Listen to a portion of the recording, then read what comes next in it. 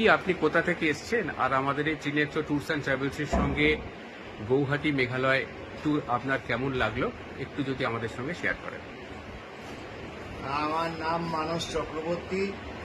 আমি West Bengal Hooghly district Jirat থেকে এসেছি। আমি এদের সঙ্গে এর আগে আসিনি। আমি এই ত্রিনেত্রর সঙ্গে এই প্রথম এলাম, কিন্তু যদিও ওরা আমার লোকালি ছেলে, কিন্তু আমার আসা হয়নি। আমার অভূতপূর্ব লেগেছে।